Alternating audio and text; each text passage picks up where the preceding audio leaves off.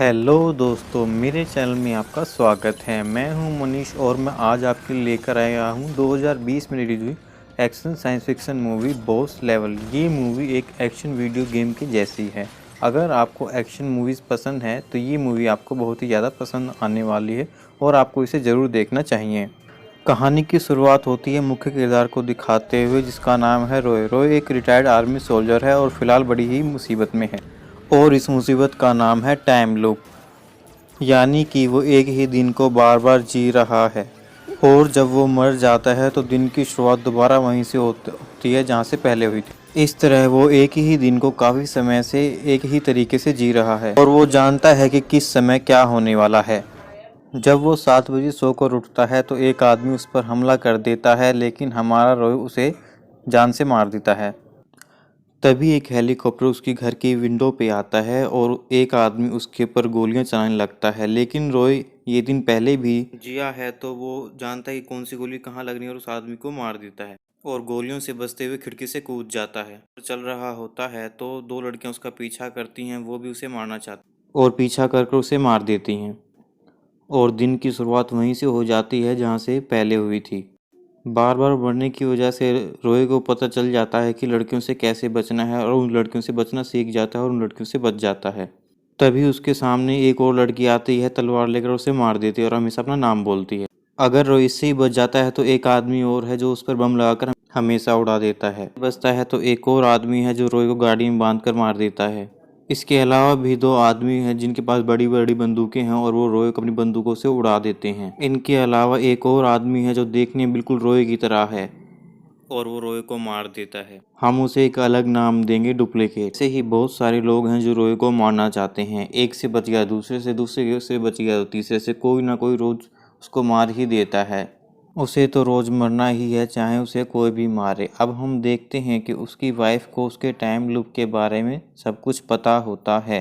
एक दिन रॉय मौका देखकर अपनी वाइफ के ऑफिस में फ़ोन करता है, जहां पर उसकी वाइफ काम किया करती थी। लेकिन फ़ोन उसका बॉस उठाता है और वो रॉय को बताता है कि उसकी वाइफ की एक्सीडेंट में मौत हो चुकी है। अब हर रोज रॉय एक बार में जाता है और वहाँ एक लड़की को देखता है जो एक अच्छी तलवारबाज होती है। रॉय उसे पसंद करता है। उसे वहाँ पर एक लड़का मिलता है जो एक सिक्योरिटी कंपनी में काम करता है। वो रॉय को हमेशा बुरे काम ना करने की सलाह देता है, लेकिन रॉय उसकी बातों पर कभी भी ध्यान नहीं देता। उस लड़की को बार बार देखता रहता है। तभी घड़ी में 12:48 हो जाते हैं और बहुत सारे लोग रॉय को मारने के लिए आ जाते हैं और वो उसे मार देते हैं। तब रॉय यहाँ पहले के समय को याद करने लगता है, यानी कि टाइम लूप से शुरू होने के पहले के समय को। हम देखते हैं कि रॉय की वाइफ एक लैब में काम कर रही है, एक खास मिशन पर जो उसकी बॉस की तरफ से उसे दिया गया है। तभी वो रॉय को फ़ोन करके लैब में बुलाती है।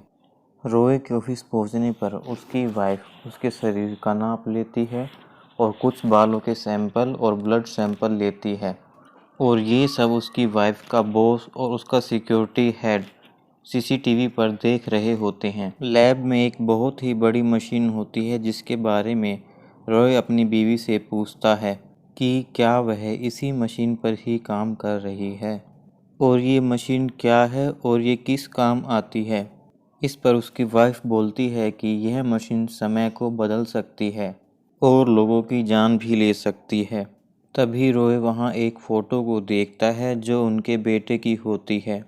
तभी वहाँ लैब का सिक्योरिटी हेड आ जाता है और बताता है कि बाहर के लोगों का लैब में आना मना है, चाहे बेशक से वो तुम्हारा पति ही क्यों ना हो। इस पर रॉय की वाइफ कहती है कि मुझे एक बहुत ही ज़रूरी काम था, इसीलिए मुझे यहाँ इन्हें बुलाना पड़ा। इस बारे में मैं बॉस से बात कर लूँगी। और वो रॉय को बोलती है कि मैंने तुम्हारे बर्थडे पर एक गिफ्ट भेजा था, आप उसे ज़रूर खोल के देखना। और एक और ज़रूरी बात, तुम्हें एक वर्ड को याद कर लेना है और अपने दिमाग में बैठा लेना है, ये तुम्हारे बाद में बहुत ही काम आएगा। और वो वर्ड है ओसाइरिस। रॉय के जाने के बाद उसकी वाइफ का वो सिक्योरिटी हेड को उसे मारने के लिए बोल देता है, ताकि रॉय बाहर के लोग उनकी लैब के बारे में ना बता सके। तभी बॉस रॉय की वाइफ को बुलाकर कहता है कि तुमने बहुत गलत किया, तुम्हें इसकी बड़ी भारी कीमत चुकानी होगी। उसी रात रॉय एक बार में जाता है जहां वो एक लड़की से मिलता है। वो एक डेंटिस्ट होती है उन दोनों में अच्छी दोस्ती हो जाती है और वो लड़की रोय के लिए एक ड्रिंक लेने जाती है। तभी रोय की वाइफ का फ़ोन आता है और वो उसे कहती है वो एक बहुत ही बड़े मिशन पे काम कर रही है और उससे मदद मांगती है। लेकिन उसकी वाइफ का बॉस टेलीफोन की तार काट देता है और उन दोनों की बात अधूरी रह जाती है। तब रोय की वाइफ रोय के ब्लड सैंपल को मशीन में रख देती है। ये सब उसका बॉस देख रहा होता है और वह सिक्योरिटी हेड को उसे रोकने के लिए भेज देता है। इसी सीन के साथ रोय का ख्याल भी खत्म हो जाता है और उसे अपनी वाइफ का दिया हुआ गिफ्ट याद आता है कि उसकी वाइफ ने कहा था कि उस गिफ्ट को जरूर खोल कर देखना। वो गिफ्ट खोलता है तो उसमें से एक बुक निकलती है जिसपे वही वर्ड लिखा था ओसाइरस, जो उसकी वाइफ ने बताया था। तभी वहाँ रोय को मारने के लिए एक हेलीकॉप्टर आता है, लेकिन हमेशा की तरह रोय उससे बच जाता है और एक सेफ जगह पर जाकर उस बुक को पढ़ने लगता है। बुक की कहानी पढ़ने के बाद वह ये सोचने लगता है इस बुक की कहानी उसकी मदद कैसे कर सकती है। तभी वहाँ वो अपने बेटे को देखता है और उससे बात करने के लिए उसका पीछा करने लगता है। अचानक से आसपास की सभी स्क्रीन्स खराब होने लगती हैं, लेकिन रोय उस पर ध्यान नहीं देता और अपने बेटे से बात करने लगता है। वो बोलता है कि तुम्हें तो स्कूल में होना चाहिए था, तुम यहाँ क्या कर रहे हो, और दोनों उस जगह से बाहर आने लगते हैं।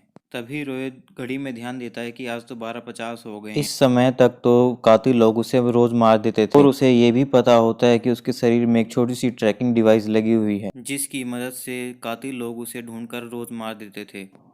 रॉय इन सभी बातों को सोच ही रहा था कि तभी वहाँ पर बहुत सारे कातिल आ जाते हैं और वो सभी मिलकर रॉय को मार डालते हैं और दिन दोबारा शुरू हो जाता है और रॉय अब की बार बार में जाता है और वहाँ वो अपने उसी दोस्त से मिलता है जो सिक्योरिटी कंपनी में काम करता था और बोलता है कि किसी ने मेरे शरीर में एक छोटी सी ट्रैकिंग डिवाइस लगाई है, तुम मुझे बताओ कि ये ट्रैकिंग डिवाइस शरीर में कहाँ लगाई जाती है। इस पर उसका दोस्त कहता है कि मुझे ज़्यादा तो नहीं पता, लेकिन हाँ 100% ये डिवाइस दांतों में ही लगाई जाती है। इस पर रोय याद करने लगता है कि जिस डेंटिस्ट लड़की से वो मिला था उसने उसकी ड्रिंक में कुछ मिला दिया था, जिसकी वजह से वो बेहोश हो गया था और बेहोशी की हालत में उसने उसके दांत में वो ट्रैकिंग डिवाइस लगा दी उसकी वाइफ के बॉस के कहने पर, ताकि उसकी मदद से कोई ना कोई कातिल रोय को ढूंढकर मार ही दे। एक नहीं तो दूसरा उसे जरूर ही मार देता था। तब रोय उसे तुरंत ही अपने दांत से निकाल देता है, लेकिन तभी डुप्लीकेट वहां आ जाता है और रोय को मार देता है। अगले दिन जैसे ही रोय की आंख खुलती है वो तुरंत उस डिवाइस को अपने दांत से निकाल देता है। उसके पास वो डेंटिस्ट लड़की भी होती है। रोय तुरंत उसे पकड़ लेता है और पूछता है कि यह सब उसने किसके कहने पर किया है, जिस पर वह बोलती है कि यह सब उसने बॉस के कहने पर किया है।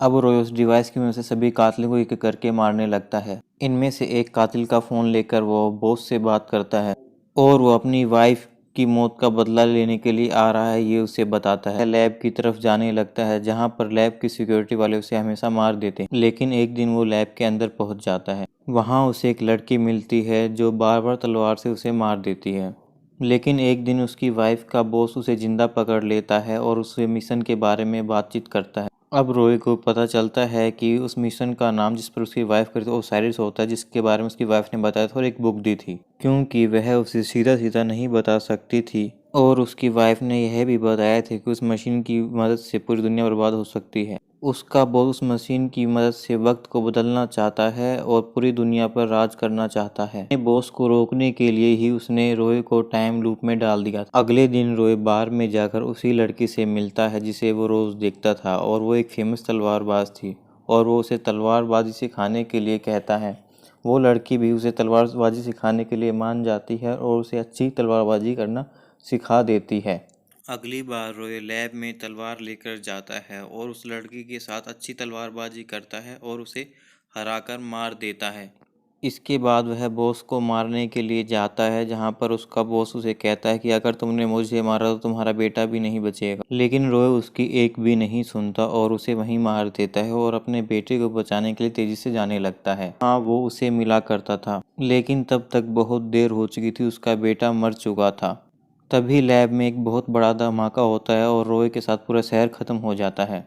अब रोय बहुत ही ज़्यादा निराश हो चुका था। वह चाहे कितनी भी मेहनत कर ले, लेकिन सब कुछ बेकार हो जाता है और अब वह बेड पर ही लेटा रहता है और बार बार कातिल उसे मारते ही रहते हैं, हर दिन हर रोज। फिर एक दिन रोय सोचता है कि ऐसे तो ये सब कुछ खत्म नहीं होने वाला, क्यों ना वह अपने बेटे के साथ ही अच्छा समय बिता ले। फिर रोय अपने बेटे के साथ एक अच्छे दोस्त की तरह समय बिताने लगता है और एक दिन अपने बेटे से बातचीत करते हुए उसका बेटा बताता है कि उसे अपनी मोम का आज कॉल आया था। इस पर रॉय सोच में पड़ जाता है कि कहीं उसकी वाइफ जिंदा तो नहीं है। अब वह लैब में जाता है और वहाँ की सिक्योरिटी हेड को मार मार कर पूछने लगता है कि उसकी वाइफ कहाँ पर है।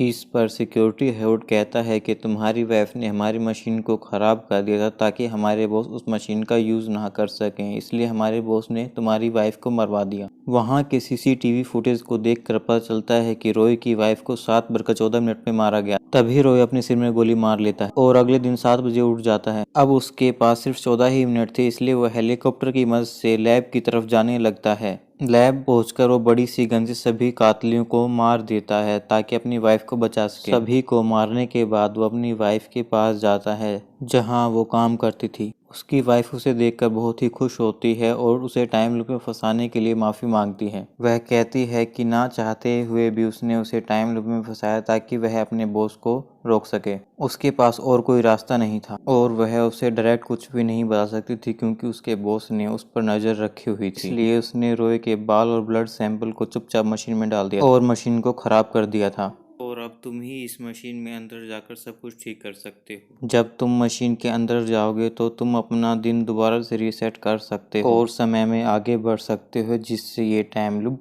टूट जाएगा। यहाँ उसकी वाइफ की आंखों में आंसू आ जाते हैं क्योंकि जिस रॉय को वो चाहती थी, जो अच्छा इंसान बनकर वापस लौट आया और अपनी वाइफ और बच्चों को बचाने के लिए अपनी जान खतरे में डाल। अब रॉय मशीन में जाने लगता है और इस मूवी की स्टोरी यहीं ख़त्म हो जाती है। अगर ये मूवी आपको पसंद आई है तो प्लीज़ हमारे चैनल को लाइक करें, सब्सक्राइब करें और शेयर करें। ऐसे ही मज़ेदार मूवी के साथ मैं आगे भी आपको मिलता रहूँगा। तब तक के लिए गुड बाय और वीडियो देखने के लिए आपका दिल से धन्यवाद।